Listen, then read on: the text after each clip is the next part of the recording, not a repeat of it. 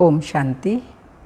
11/10/2022 के बाबा के साकार अनमोल धारणा युक्त मधुर महावाक्य हैं, जिसमें बाबा ने कहा है आपस में बहुत प्यार से रहना है, मिलकर के राय निकालनी है कि किस युक्ति से बाबा का संदेश सब तक पहुंचाया जाए।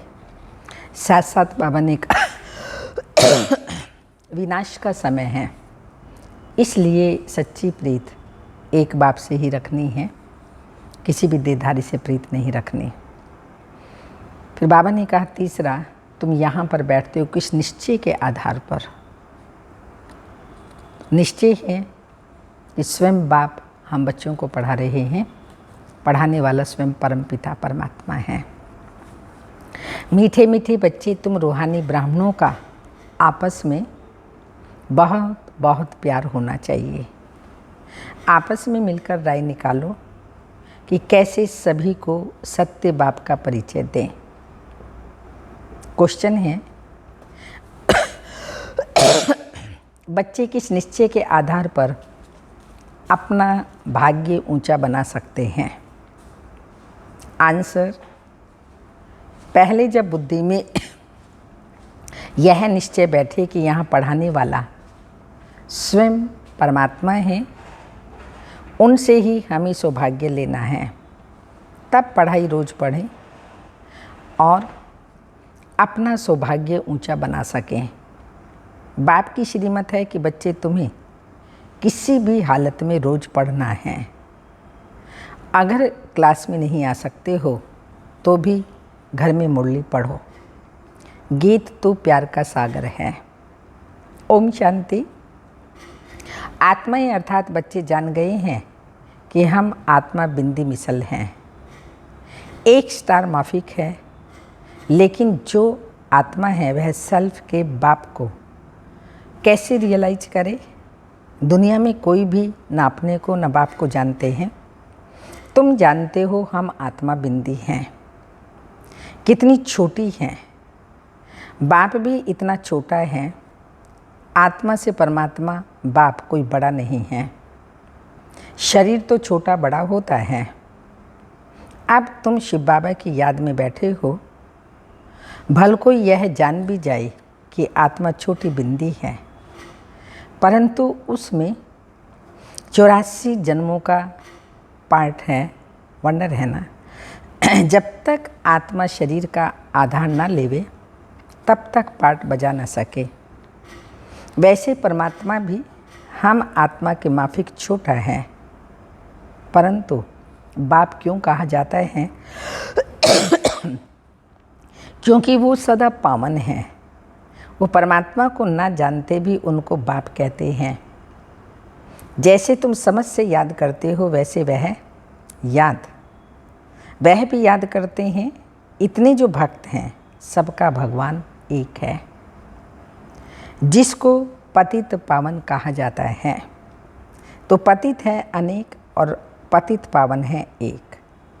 साधु संत महात्मा भी बुलाते हैं, उनको गॉड फादर कहते हैं। तो सबका फादर ठहरा ना। फादर को पति से पावन बनाने आना पड़ता है। पावन बनने का उपाय वही बताते हैं,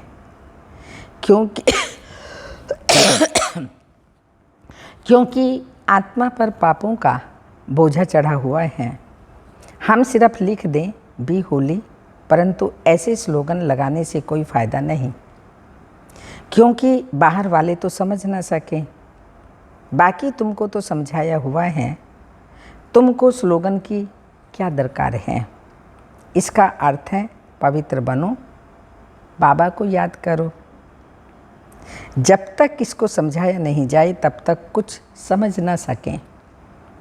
योग में रहने से पवित्र बन सकते हैं। कहते हैं हिज होलीनेस, ये पवित्रता का टाइटल है। सन्यासियों को होली कहते हैं क्योंकि विकार में नहीं जाते। कहते हैं हिज होलीनेस, वह भी पवित्र रहते हैं, ब्रह्म को याद करते हैं, परंतु जन्म विकारियों के पास लेना पड़ता है। तुमको तो कहा जाता है पवित्र रहो और शिव बाबा को याद करो। सन्यासी अपने को कर्म सन्यासी कहलाते हैं, परंतु कर्म का सन्यास होता नहीं। कर्म सन्यास तब हो जब देह ना हो। बिगर देह तो घर में परम धाम में रहते हैं। यहाँ कर्म का सन्यास कैसे हो सकता है? ये कहना भी झूठ है। वह कहते जो गृहस्थी कर्म करते, वह हम नहीं करते। गृहस्थियों का कर्म तो बहुत है, यज्ञ तप तीर्थ आदि करते हैं, वह सन्यासी भी करते हैं। बाकी फ़र्क सिर्फ यह है कि वो कमाई कर खाना घर में पकाते हैं। सन्यासी यह नहीं करते, वह मांग कर खाते हैं, क्योंकि उनका है हठ योग। हठ योग से परमात्मा से मिल नहीं सकते। जब बाप आए तब तो उनसे कोई मिल सके, और जब तक बाप ना आए तब तक पावन दुनिया की स्थापना भी हो न सके। कितना समझाते हैं फिर भी समझते नहीं। बच्चे समाचार लिखते हैं इतने इतने आए। अब देखें कौन कौन अपना सौभाग्य लेते हैं। आते तो बहुत हैं, परंतु बुद्धि में यह नहीं बैठता कि इन्हें पढ़ाने वाला परम पिता परमात्मा है। हमको उनसे सौभाग्य लेना है। बाप रजिस्टर भी देखते हैं। कोई मास में 8-10 दिन भी आते हैं और कोई नहीं भी आते हैं, तो वह नहीं लिखते। अगर कोई नहीं आता तो वह मुरली पढ़ता है व नहीं। किसी भी हालत में रोज़ पढ़ना पड़े। जैसे जब साहिब सुखमनी छोटे छोटे बनाते हैं, समझते हैं कैसे भी पढ़ सकें। तुम समझते हो उस पढ़ने से क्या प्राप्ति होगी? कुछ नहीं। करके थोड़े समय के लिए बुद्धि ठीक होगी, परंतु बाप से कोई मिल न सके और फिर विकारों में फंस जाते हैं, तो फिर उनसे कोई प्राप्ति नहीं। कहते हैं विनाश काले विपरीत बुद्धि। बरोबर अब विनाश का समय है और कोई भी परमात्मा को नहीं जानते। कहते भी हम रचता और रचना के आदि मध्य अंत को नहीं जानते हैं, परंतु ड्रामा के आदि मध्य अंत को जानना चाहिए ना। बाप समझाते हैं सतयुग है आदि और कलयुग है अंत। तो तीनों काल तीनों लोकों को समझना है। 3 लोक, एक है कौन सा? स्थूल वतन, सूक्ष्म वतन और फिर ऊपर सबसे मूल वतन परम धाम। कहते हैं शास्त्र अनादि हैं, परंतु बाप समझाते हैं जब से रावण राज्य शुरू होता है तब से शास्त्र भी शुरू होते हैं। तो द्वापर युग मध्य हो गया ना। आधा कल्प सतयुग, आधा कल्प कलयुग, आधा आधा हिसाब है ना। सतयुग त्रेता द्वापर कलयुग। वह मध्य को नहीं जान सकते हैं, क्योंकि कल्प की आयु लाखों वर्ष कह देते हैं। कहना चाहिए कि बाप को जानो, ब्रह्मा कुमार कुमारी बनो, तब वर्षा मिलेगा। पहले कोई आते हैं, पूछो कहाँ आए हो? कहते हैं बीके के पास। तुम कहो कि विचार करो, इतने ब्रह्मा कुमार कुमारियाँ हैं तो ब्रह्मा बाप भी होगा। कितनी सेंटर्स हैं, ढेरों के ढेर ब्रह्मा कुमार कुमारियाँ हैं। भला इतने बच्चे एक बाप को कैसे हो सकते हैं? लिखा है प्रजापिता, तो इतने ब्रह्मा कुमार कुमारियाँ हैं। ऐसे ऐसे समझाकर खड़ा करना चाहिए। फिर भला ख्याल करो, प्रजापिता ब्रह्मा किसका बच्चा है? इतने बच्चे रचना तो परमात्मा का काम ही है ना। तो परमात्मा आता होगा ना। गाया हुआ है तुम मात पिता, हम बालक तेरे, तुमरी कृपा ते सुख घनेरे। तो बाप ब्रह्मा हो गया ना। तो परमात्मा ब्रह्मा द्वारा रचते हैं, कन्वर्ट करते हैं, एडॉप्ट करते हैं, वर्षा देने, पावन बनाते हैं। कैसे? याद से। कहते हैं सब धर्मों को भूल, माँ में कम याद करो। सभी बुलाते हैं, मैं नॉलेजफुल ब्लिसफुल लिबरेटर गाइड हूँ, तो सुख धाम में ले जाता हूँ। सुख कहाँ है? सुख धाम में। अभी बाप ले जाता है शांति धाम में, फिर आते हैं सुख धाम में। ये बातें कैसे याद करें? रोज़ रोज़ बोलते रहें, औरों को समझाते रहें, तो पॉइंट्स बुद्धि में आती रहेंगे, तो याद भी रहेगा। जब किसी को समझाओ तो उनसे लिखा लेना चाहिए। परमात्मा जो आत्माओं का पिता है, उनकी एड्रेस लिखानी चाहिए। बाबा शिव है तो बाप से वर्षा लेंगे ना, तो मेहनत करनी चाहिए, परंतु मेहनत करे कौन? इसलिए बच्चों को खुद खड़ा होकर फिर औरों को भी खड़ा करना चाहिए, और सर्विस के लिए प्लान्स भी बना देने चाहिए। जैसे मिलिट्री के बड़े कमांडर्स आपस में मिलते हैं ना, तो यहाँ भी बच्चों को मिलना चाहिए, परंतु क्या करें, आपस में मिलते ही नहीं।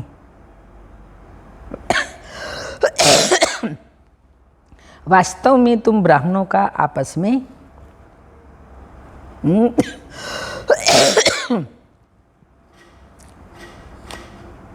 आपस में बहुत प्यार होना चाहिए। कोई राय निकालनी चाहिए, कैसे किसको समझाएं। देखो लक्ष्मी नारायण के कितने मंदिर हैं, तो मंदिर बनाने वालों को मिलना चाहिए कि आपने ये मंदिर बनाया है, परंतु जानते हो कि इन्होंने राज्य कैसे पाया, फिर राज्य कैसे कमाया, ये सारा उनको बताना चाहिए। श्री कृष्ण का चित्र भी बहुत अच्छा है। इसमें 84 जन्मों की कहानी बड़ी अच्छी है। सिर्फ यह चित्र बड़ा बनाना चाहिए। बाबा कहते हैं कोई आए तो युक्ति से पूछना चाहिए कि आपने गीता पढ़ी है? पूछो उनसे, आपने गीता पढ़ी है? फिर भला बताओ गीता का भगवान कौन है? तो ऐसे युक्ति से समझाना चाहिए। कहते हैं ना तुम माता पिता, तो ये ब्रह्मा माता हो गई, तो उनके साथ संबंध रखना चाहिए। क्योंकि ब्रह्मा क्यों माता हुई? शिव बाबा ने ब्रह्मा के तन में प्रवेश होकर के ब्राह्मणों को अडॉप्ट किया, तो हम अडॉप्टेड चिल्ड्रन हैं। जिसके द्वारा अडॉप्ट किया तो वो हो गई ब्रह्मा माँ हमारी। तो बाबा ने कहा तो उनके साथ बोलो संबंध रखना चाहिए। अगर उनसे प्यार गया तो खेल खलास। बाप से वर्षा कैसे पाएंगे? तुम्हारी लड़ाई पुराने दुश्मन से है, कोई को मालूम नहीं है। रावण से भी कोई युद्ध होती है? कहते हैं सच की नैया डोलेगी लेकिन डूबेगी नहीं, तो हिलती कितनी है। दूसरे सत्संगों में तो हिलने की बात ही नहीं है। यहाँ तो माया से युद्ध है।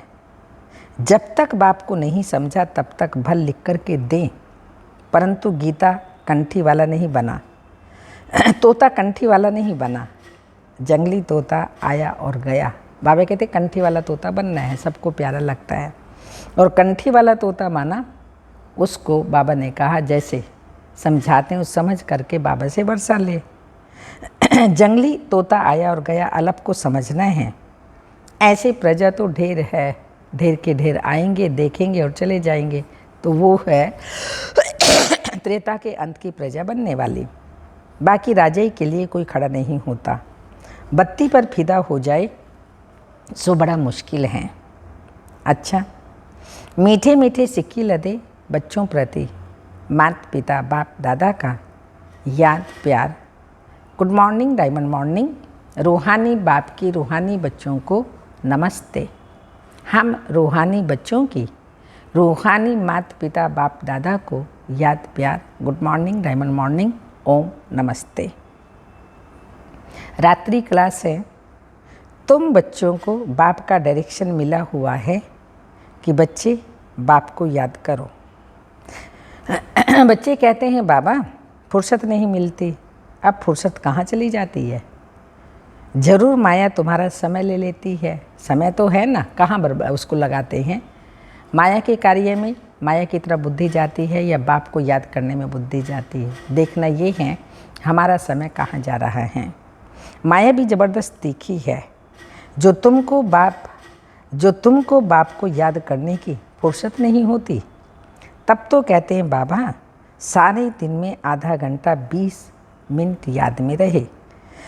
कोई मुश्किल ही सारे दिन में 2 घंटा बाप को याद करते होंगे। जो समझते हम 2 घंटा याद करते हैं वो हाथ खड़ा करो, उठाओ हाथ बाबा के सामने। पूरा 2 घंटा निरंतर बाबा की याद रहती है, बीच में कोई नहीं आता।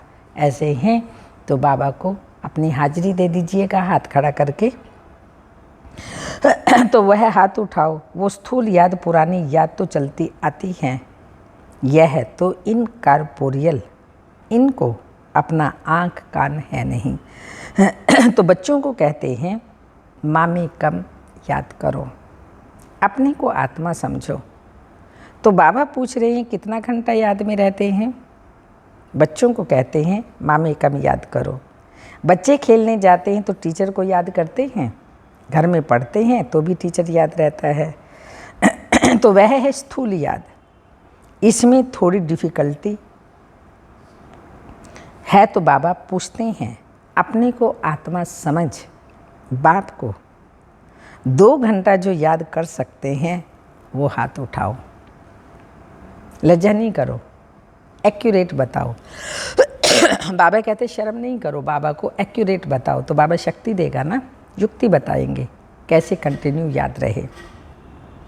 तुम यहाँ बैठते हो, बाबा मुरली चलाते हैं तो बुद्धि दूसरे तरफ चली जाती है ना। इतना बुद्धि में धारणा भी नहीं होता। जैसे बाबा की मुरली सुनते सुनते भी बुद्धि ज़रूर बाहर जाती है, तो ये भी याद नहीं हुई ना। कंटिन्यू जैसे बाबा मुरली सुना रहे हैं, बाबा से ही सुन रहे हैं, ये बुद्धि में है तो भी याद हैं। यहाँ सुबह में 1 घंटा बाबा समझाते हैं, तो क्या वह 1 घंटा बाबा को याद करते हैं या बुद्धि बाहर चली जाती है? बरोबर नंबर वार पुरुषार्थ अनुसार बुद्धि कहाँ ना कहाँ चली जाती है। सारा नहीं सुनते, तभी तो पॉइंट मिस हो जाती है ना। पूरी मुरली ध्यान से निरंतर याद में रह करके नहीं सुनते। अगर सारा बैठ करके सुने और नोट करते रहें तो बाबा कहेगा हाँ इनका योग ठीक है। तो सुनते समय अटेंशन देना है और पॉइंट्स पूरा लिखना है। अगर लिंक टूटेगी तो पॉइंट भूल जाएगी। तो बाप समझाते हैं बच्चे हार्ट फेल का मौत बहुत मीठा मौत है। इसमें तेरा मेरा फेरा कुछ भी नहीं, कुछ याद नहीं आता। अचानक शरीर छूट गया, बैठे बैठे ये गिरा, बेहोश हुआ, खलास, बस फिर होश में आई ही नहीं। ये बहुत अच्छा मौत है। बाकी मनुष्य तो रोते पीटते हैं और तुम तो खुश होंगे। अरे वाह, इनका मौत बड़ा सहज हुआ, इनको कोई दुख नहीं हुआ। अगर मौत हो तो ऐसा, नहीं तो दवा, नर्स, यह वह बहुत होते हैं ना। इसलिए जो बैठे बैठे अपनी इस पुरानी जुत्ती को छोड़ दें, कर्मातीत अवस्था हो, ऐसे ही शरीर छोड़े तो वो सबसे अच्छा है। ना बीमारी हुई, ना किसी की सेवा ली, ना कोई हिसाब किताब, बैठे बैठे चले गए। तो बाबा ने कहा इसलिए हार्ट अटैक का मौत सबसे अच्छा है। तुम आगे चल कर के देखेंगे अनायास बम्स छूटेंगे और सब बैठे बैठे चले जाएंगे। चेहरा भी हर्षित होगा। जैसे कभी कभी अच्छे मौत होते हैं तो देखने वाले कहते हैं यह तो जैसे जागता है, यह तो हर्षित है। ऐसे तो कोई कह नहीं सकेंगे कि ये मर गया। आत्मा हर्षित होके जाती है ना। तो आत्मा में अगर हर्षितपना होगा तो चेहरे पर बाहर से दिखाई तो पड़ेगा ना। आत्मा कोई ख़त्म नहीं होती है। आत्मा तो शरीर छोड़ती है, तो बड़ी खुशी से यह शरीर हंसते हुए छोड़ देगी।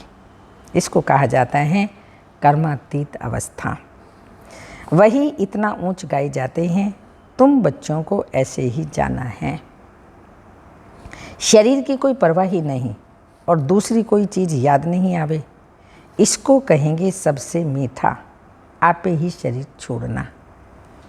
इसलिए सरब का मिसाल भी देते हैं, सतयुग में ऐसे होता है जो खुशी से शरीर छोड़ते हैं। तो प्रैक्टिस यहाँ से होगी, पीछे वह प्रैक्टिस चलती रहेगी। तुम बच्चे बाप को कितना प्यार से याद करते हो। अंग्रेजी में कहा जाता है मोस्ट बिलवेड, परम प्रिय, बहुत मीठा। तो लोगों को तो परम प्रिय मोस्ट बिलवेड कह नहीं सकते हैं। बाप कहते हैं बच्चे मैं तुम्हारा बाप भी हूँ, टीचर भी हूँ, गुरु भी हूँ। तुम कभी टीचर को भूलो तो बाप को याद कर सकते हो।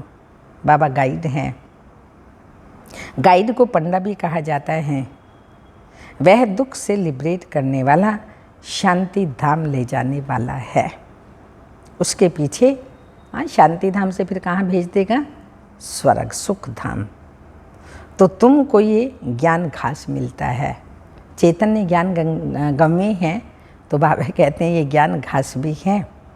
फिर इसको विचार सागर मंथन करते रहो। गाय के लिए कहा जाता है जब वो घास खाती है तो जुगाली करती है, अगर जुगाली नहीं करती तो बीमार माना जाता है। तो बाबा ने कहा तुम भी गम्मे हो, ह्यूमन गऊ हो, तो तुम्हें ये ज्ञान की घास खिलाई जा रही है। तो इसको खा करके मंथन करना है, चिंतन करना है। अगर मनन चिंतन नहीं करते तो बाबा समझेगा ये बीमार हैं, क्योंकि जब मनन चिंतन करते हैं तो वो धारणा में आता है ना। जैसे भोजन खाया, खा करके जुगाड़ी आपने चबाया, फिर वो डाइजेस्ट हो जाता है, और डाइजेस्ट हो गया तो फिर आप शक्तिशाली बन जाते हैं, क्योंकि ब्लड बहुत अच्छा है। ऐसे ही बाबा भी कह रहे हैं ज्ञान का मंथन चिंतन कर, इसको डाइजेस्ट करो ताकि तुम शक्तिशाली बन जाओ। जैसे गाय का मुख चलता रहता है, तुम्हारा मुख तो चलने की दरकार नहीं, बाकी अंदर में सब कुछ याद करना है।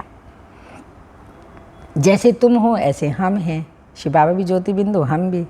हमको तो और भी कम घंटे मिलते हैं। ब्रह्मा बाबा भी कह रहे हैं हमारे ऊपर तो बहुत से मामले, जिम्मेवारियां हैं, कम टाइम मिलता है, क्योंकि हमारा बुद्धि योग बाहर में बहुत जाता है।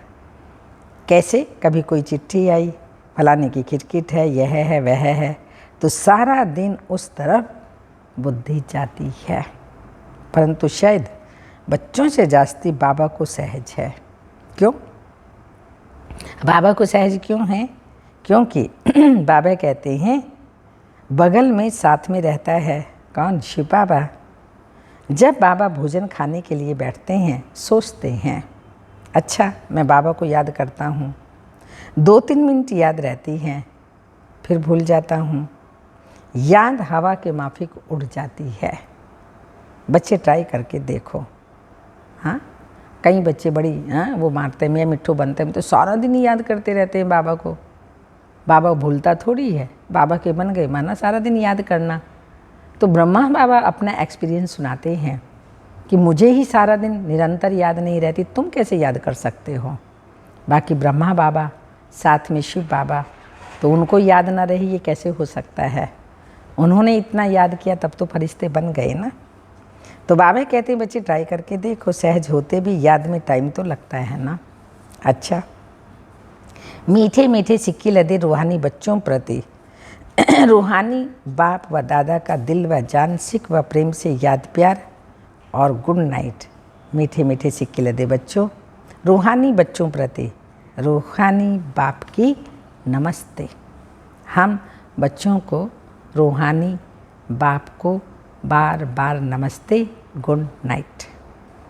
धारणा के लिए मुख्य सार हैं आपस में बहुत प्यार से रहना है, मिलकर राय निकालनी है, किस युक्ति से हर एक तक बाप का संदेश पहुंचाएं।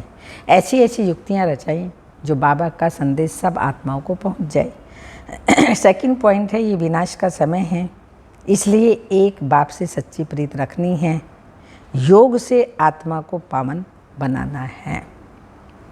वरदान, स्वराज्य के साथ बेहद की वैराग वृत्ति को धारण करने वाले सच्चे सच्चे राज ऋषि भव। एक तरफ राज्य, दूसरे तरफ ऋषि अर्थात बेहद के वैरागी। ऐसे राज ऋषि का कहाँ भी, चाहे अपने में, चाहे व्यक्ति में, चाहे वस्तु में, आदि आदि लगाव नहीं हो सकता, क्योंकि स्वराज्य है तो मन, बुद्धि, संस्कार सब अपने वश में हों। और वैराग्य है तो पुरानी दुनिया से संकल्प मात्र भी लगाओ, पुरानी दुनिया में संकल्प मात्र भी लगाओ जा नहीं सकता। इसलिए स्वयं को राजऋषि समझना अर्थात राजा के साथ साथ बेहद के वैरागी बनना। स्लोगन, समझदार वह है जो सब आधार टूटने के पहले एक बाप को अपना आधार बना ले। सब आधार टूटने से पहले एक बाप को अपना आधार बना ले, वो है समझदार। अमृत बेले की पॉइंट है, आत्म अभिमानी अशरीरी बनने का अभ्यास करो। मीठे बच्चे, अपनी अवस्था जमानी है तो सवेरे सवेरे उठकर एकांत में बैठ विचार करो कि हम आत्मा हैं, हमें अब वापस जाना है। ये नाटक पूरा हुआ। रात को भी जाकर अभ्यास करो कि हम आत्मा हैं, बस अब बाबा के पास जाना ही है। तो आत्माभिमानी बनने की मेहनत जरूर करनी है। भ्रकुटी के बीच में आत्मा को ही देखने का अभ्यास करो। आत्मा होकर के आत्मा से बात करो, आत्मा होकर सुनो, देह पर दृष्टि ना जाए। यही मुख्य मेहनत है। इसी मेहनत में विघ्न पड़ते हैं। जितना हो सके मेहनत करो। मैं आत्मा हूँ, मैं आत्मा हूँ। ओम शांति।